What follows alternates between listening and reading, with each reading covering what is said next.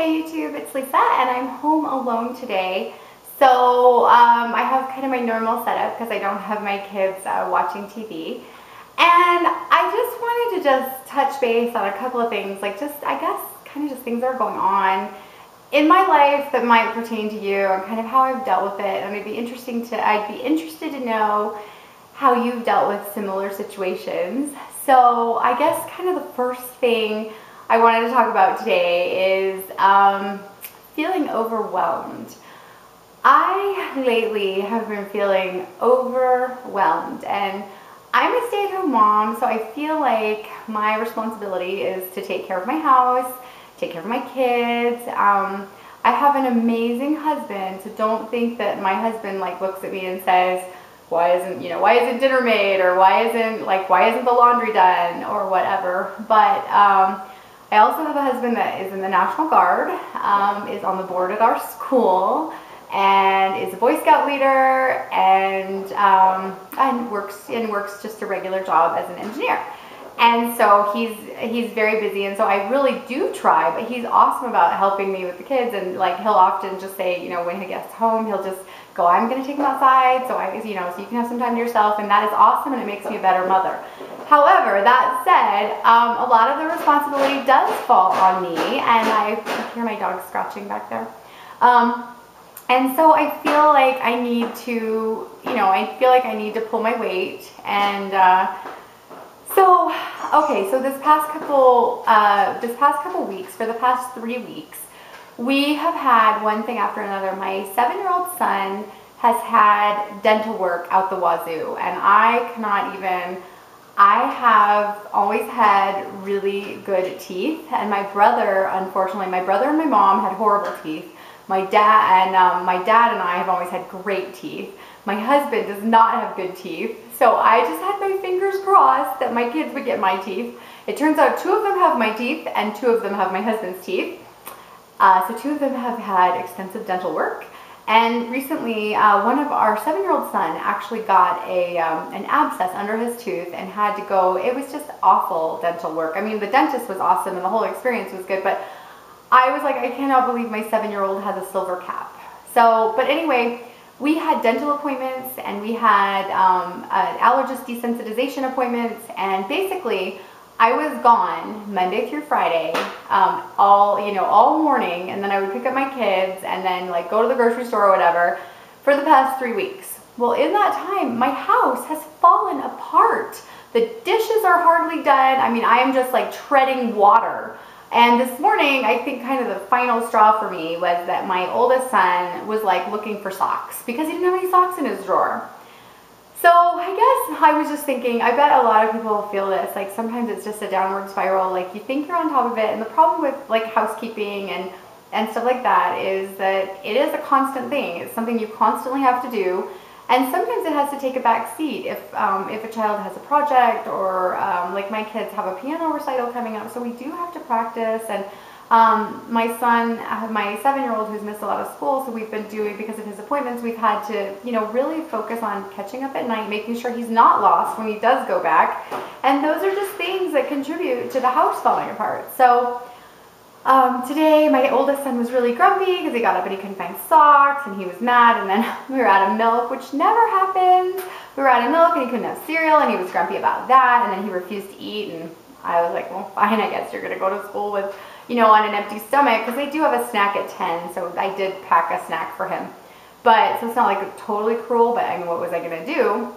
And that's a whole other subject, discussing the whole tween thing. Oh my goodness, something happens at 10 and a half where they become tweens, and oh my goodness, that's a whole other thing. It makes me very grateful I don't have girls, because I can't even imagine the girl factor and how that would be at this stage. But anyway, that said, I came home and I was just almost in tears because my husband called and said, yeah, I kind of noticed that Jacob was grumpy this morning after he couldn't find socks. And I don't know, I felt very attacked, even though it wasn't an attack at all. It was just a statement. I was like, yeah, well, maybe everybody else needs to learn to do laundry, and maybe everyone else can start folding, and I'm not the only one that can do this. And I got really snappy about it. I came home, and my dog's scratching, and he is so obnoxious. We love him, but he's obnoxious. But I just came home and I just started realizing, okay, I don't have anything today, so I'm going to make a video, of course, instead of cleaning. I don't have anything going on until I pick up my kids today, and I don't have anything scheduled this Wednesday, and I don't have anything scheduled Friday. Those are all days that my kids are in school. So I just need to break it down, because instead of sitting around and worrying about it, I am going to, like, I can just kind of go back. And so what I realized was, I just need to sit down and realize what can I accomplish in this time. So I was like, yeah, I can take 20 minutes to make a video, and then while that's uploading, you know, no editing, because that's my thing, no editing, and then I can upload that while I am cleaning the middle floor, just make a quick cleanup. And then I thought, I have this problem area on my counter, which is kind of morphed into a problem area, and that is like where stuff goes that that doesn't have a home. And so usually I find a home for it, but lately, like, we had Easter, so now I have 4 Easter baskets full of stuff. I don't really know what to do with their candy. It has to all stay kind of separated. And then I was like, okay, I need to deal with that. I need to find it a home. So first of all, I'm going to clean up the middle floor, because that is the floor that people see. And then secondly, I am going to find a home for the Easter stuff, and while I'm doing that, I'm going to rotate laundry. And I'm actually going to we have those high efficiency washers. You can actually do a pretty fast load and that gets really clean in 30 minutes. So I'm going to try to rotate 2 loads of laundry and get them folded and put away. One of them has to be my son's karate uniform, because it's not clean. And Chewy, stop. And that's the dog. And so I just kind of broke it down into these things that absolutely have to be done. And so the main thing is the laundry and the main floor, because the main floor is where people come in when we have company and stuff like that. And then the laundry is something my kids just, refuse to go naked to school.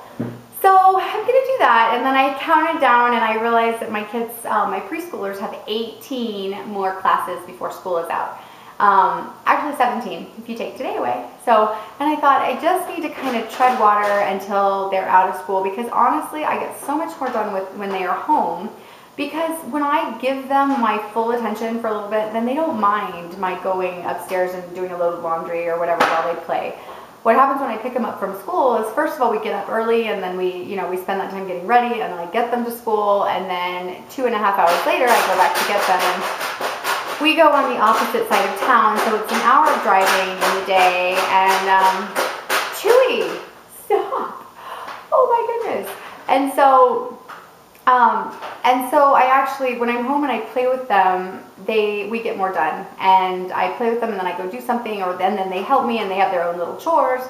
And I just get more done. So 17 days before their school is out, or 17 actual classes. But then my other kids, I didn't actually count the classes, but they get out at the same time. It's just that they go every day. But I'm really looking forward to not doing preschool ever again. And that is a whole other thing, like why we decided to homeschool. And I'm going to do a video on that. I have a whole list of things I want to do a video on, but today I just wanted to talk about being overwhelmed and, where you pick up when you're overwhelmed. And so that is my plan, is to do that. And I guess another thing that's kind of getting to me, and this is something I would also be interested in opinions, unless they're mean.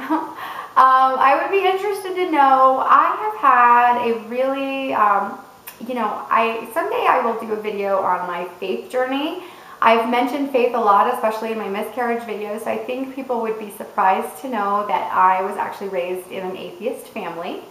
And so, yeah, it's kind of interesting. So that's a whole, I will do a whole video on that sometime. But anyway, my faith is really important to me, and I really have loved my church, but we have had some issues with our church that have nothing to do with faith, but they actually have to do with their childcare and the fact that I really don't feel like I can leave my kids there.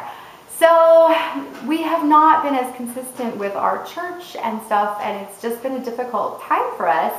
And I really honestly think that's contributing to my overwhelmed thing. But I just we can't seem to find a different church that we're as equally happy at, although other churches have more responsible childcare. So yeah, that's a whole other thing. And I swear to you, it is contributing to my having that lack of consistency where we kind of knew where we were going and we knew where we belonged and stuff. Having that lack of consistency has also contributed to my overwhelmed feeling. And so if anyone has been through a similar faith journey, I don't mean you had to be raised by an atheist family.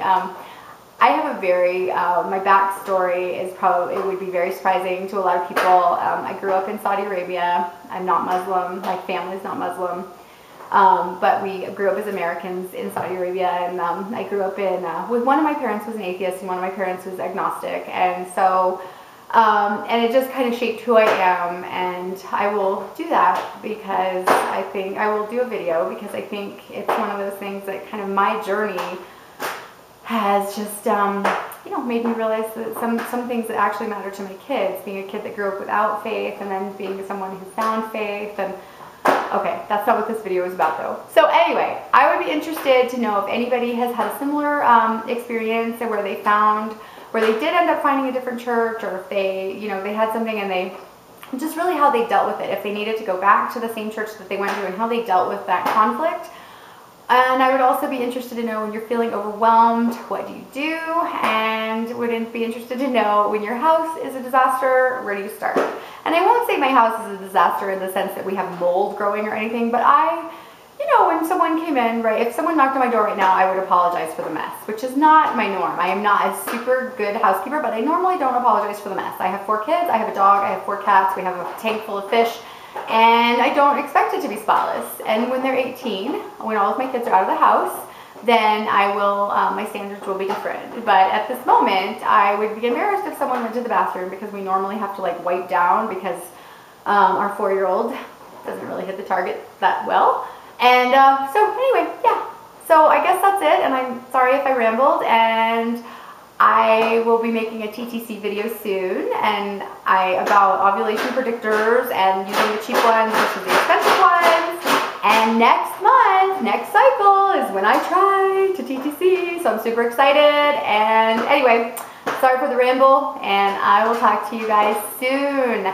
Love you, YouTubers, and I am looking forward to hearing any sort of guidance or encouragement that you have, or guidance that you have for anyone else who's interested in that kind of topic. All right, I'll talk to you soon. I'm gonna go clean my house.